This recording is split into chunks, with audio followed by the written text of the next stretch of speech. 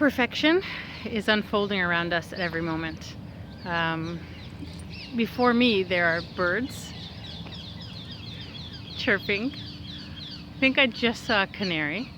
I saw the most exquisite bug. It was like a worm with bristles, and it was covered with dew. It was just the most glorious bug I've ever seen. Is a worm a bug? And then I was passing this tree a few minutes ago, and there were these beautiful bunches of red flowery leaves that fell off the tree, and I collected them to give to the ladies in my course today. And I threw the compost away, and as I opened it's a very cold day, I have like 4 layers on, and as I threw away the compost, steam came out, and I thought, how interesting that the compost is creating heat.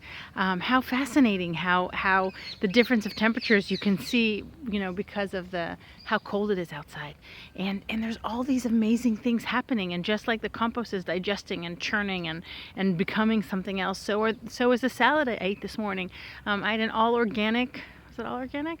I had an all-organic salad this morning, and that's right presently churning in my stomach and creating all of these amazing energy particles that are going to be distributed throughout my body to give me the energy to do what I'm going to do today.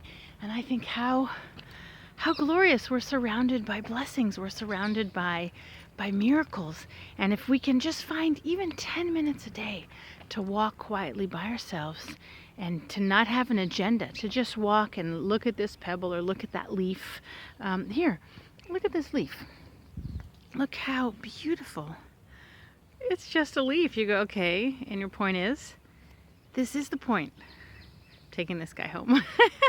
That's the point, is just to stop our running and our incessant worry and our busyness and say, hey, there are miracles all around me, and if I can just be with them.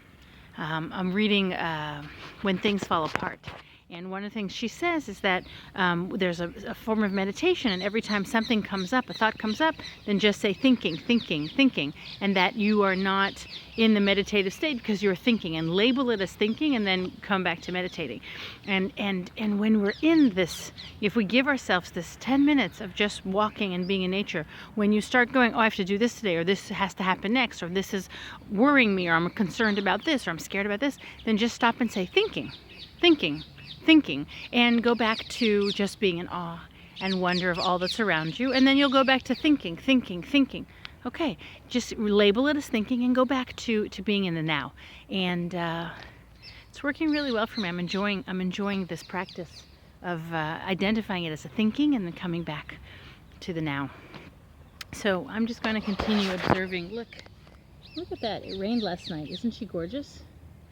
Or can you look at the grass? Can you see the dew? I don't know if the camera can focus, but all the grass here has dew and raindrops. Or look at this leaf. Look at this leaf. What is that? Right? So, maybe there's just a very limited amount of time that your mind can go, oh, wow, woo, fairy dust. Okay, then do it for 5 minutes. But do it. It'll change who you are. Creating a tiny space of silence, a tiny space of quiet, that will ground you. That will ground you to the earth and to the silent essence of who you are.